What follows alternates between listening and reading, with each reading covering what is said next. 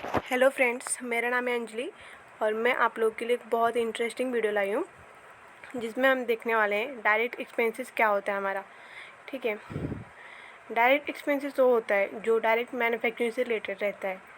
तो हम इस वीडियो में देखेंगे डायरेक्ट एक्सपेंसेस किस टॉपिक में आता है। ठीक है, और उसके स्पेसिमेन देखेंगे और उसके एग्जाम्पल देखने वाले हैं। चलिए देखते हैं डायरेक्ट एक्सपेंसेस। तो यहाँ पे देखिए स्पेसिमेन दिया है और ट्रेडिंग अकाउंट क्यों, जैसे कि अब फाइनल अकाउंट है हमारा। फाइनल अकाउंट में ट्रेडिंग अकाउंट रहता है, प्रॉफिट एंड लॉस अकाउंट रहता है और बैलेंस शीट रहता है। तो ट्रेडिंग अकाउंट में हमारा डायरेक्ट एक्सपेंसेस आता है और प्रॉफिट एंड लॉस अकाउंट में हमारा इनडायरेक्ट एक्सपेंसेस आता है और बैलेंस शीट में हमारा स्टेटमेंट आता है। ठीक है, तो हम यहाँ पे ट्रेडिंग अकाउंट देखते हैं और प्रॉफिट एंड लॉस अकाउंट हम नेक्स्ट वीडियो में देखेंगे।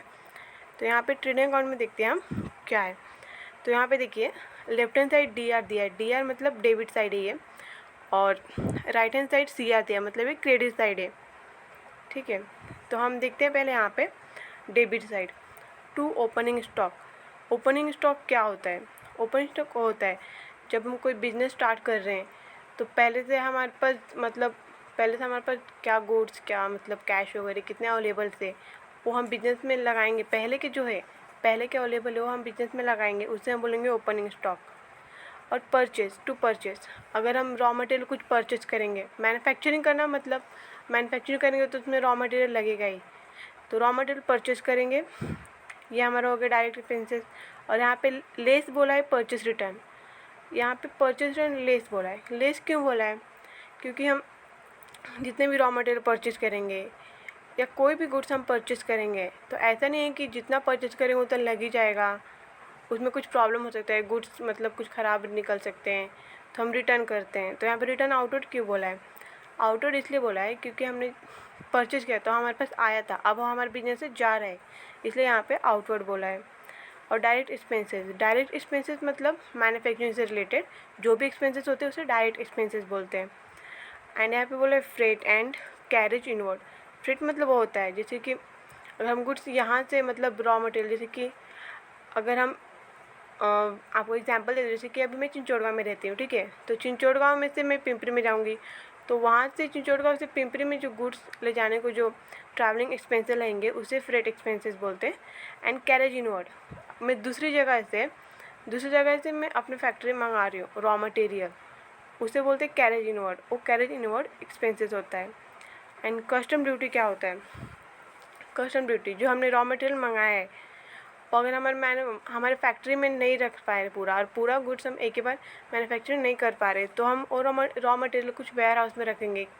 तो वेयर हाउस रखेंगे तो ऐसा तो नहीं है ना कि वेयर हाउस में रखेंगे और हमें फ्री में रखना पड़ेगा, नहीं, वहाँ पे जो जो वेयर हाउस का ऑनर है वो कुछ चार्ज करेगा, तो जो चार्ज करेगा उसे हम कस्टम ड्यूटी बोलते हैं, प्रोफेशनल चार्ज होता है। ठीक है, और वेजेस, हम मैन्युफैक्चरिंग अकेला तो नहीं कर सकते, हमें लेबर की ज़रूरत पड़ती है, तो लेबर क्या फ्री में काम नहीं करेंगे क्योंकि उनका भी घर है, परिवार है, उनको भी कुछ ना कुछ लगेगा, तो उनको हम जो पैसे देंगे वो in the form of wages, वो हम वेजेस के फॉर्म में उनको पैसे देते हैं लेबर को। ठीक है, और ये भी हमारा डायरेक्ट एक्सपेंसेस होता है। To coal, gas and fuel, जब हम मैन्युफैक्चरिंग करेंगे तो हमें गैस लगेगा मशीनरी के लिए, फ्यूल्स लगेंगे, तो ये भी हमारा डायरेक्ट एक्सपेंसेस होता है।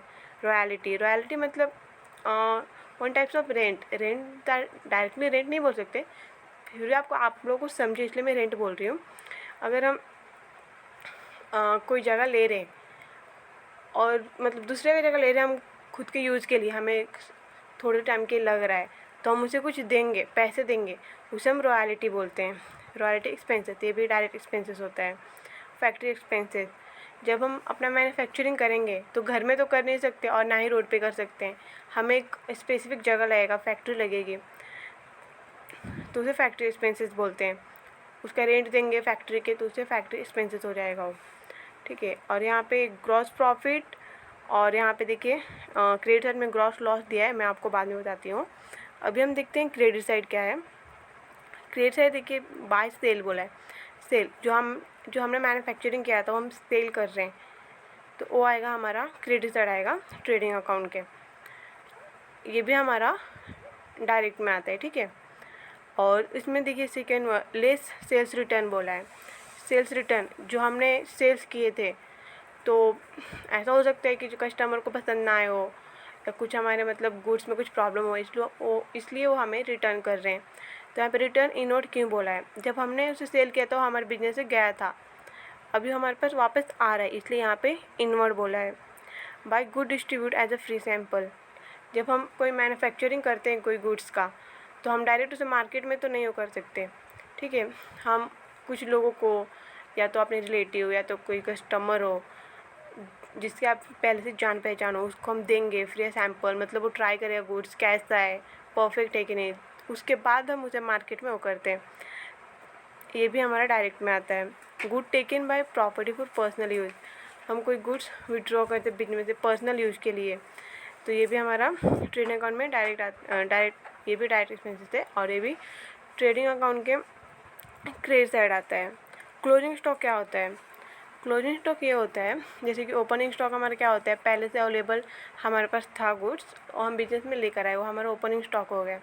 और क्लोजिंग स्टॉक क्या होता है, जैसे कि हमने गुड्स सोल्ड कर दिए, सेल कर दिए, तो हमारे पास सेल करके गुड्स कितने बचे हैं, जब फाइनेंशियल ईयर क्लोज करते हैं, जब हम फाइनल अकाउंट प्रिपेयर करते हैं, तब हमारे पास कितने गुड्स बचे हैं, और हमारा क्लोजिंग स्टॉक होता है, ठीक है। अब चलिए यहाँ पे देखते हैं हम ग्रॉस प्रॉफिट और ग्रॉस लॉस क्या होता है।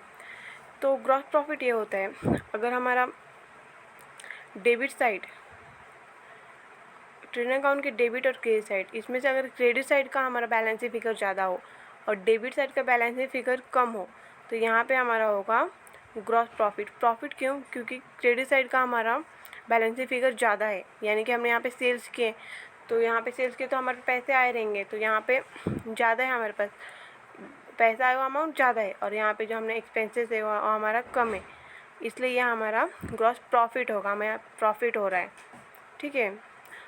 अगर आप सोचिए, अगर हम कोई मतलब बिजनेस कर रहे हैं और उसमें से हम कोई गुड्स का मैन्युफैक्चरिंग कर रहे हैं, और गुड्स का मैन्युफैक्चरिंग कर रहे हैं, तो हम उसमें से मतलब गुड का मैन्युफैक्चरिंग कर दिया और सेल कर रहे हैं गुड्स, कोई गुड्स का मैन्युफैक्चरिंग कर रहे हैं और उसे हम बेच रहे हैं, तो हमारे पास पैसे आ रहे हैं, बट जो पैसा हमारा आ रहा है वो हमारा पूरा जो हमने एक्सपेंसेस मतलब जो हमारा खर्चा हुआ है मैन्युफैक्चरिंग करने में, उससे हमारा वो जो बेचा हुआ वो ज़्यादा है, तो हमारा एक प्रकार से प्रॉफिट हो रहा है ना, इसलिए हम उसे ग्रॉस प्रॉफिट बोलेंगे।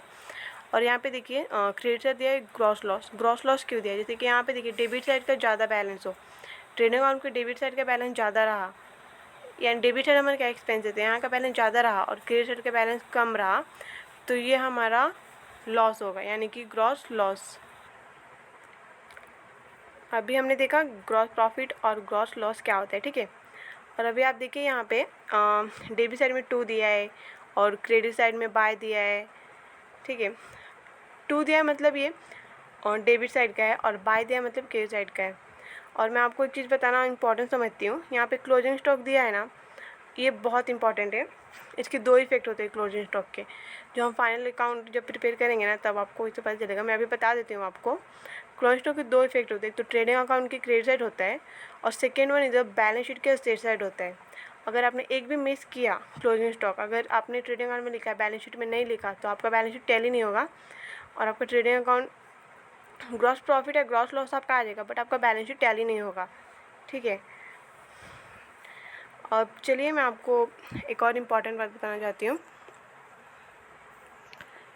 मैं ये बोलना चाहती हूँ कि आप लोग जब ट्रेडिंग अकाउंट प्रिपेयर करेंगे, तो डेबिट साइड में आप 2 लिखना और क्रेडिट साइड में बाय लिखना बिल्कुल भी भूलिएगा मत, क्योंकि उसकी वजह से आपके मार्क्स कट हो सकते हैं, ठीक है। आई होप आप लोगों को वीडियो समझा होगा। अगर कुछ डाउट है तो प्लीज़ कमेंट कीजिए, मैं ट्राई करूँगी कि आप लोग का डाउट क्लियर कर सकूँ। और प्लीज़ अगर वीडियो पसंद आए तो लाइक कीजिए और सब्सक्राइब कीजिए कि मैं नेक्स्ट वीडियो आप लोगों के लिए बना सकूँ। चलिए, टेक केयर।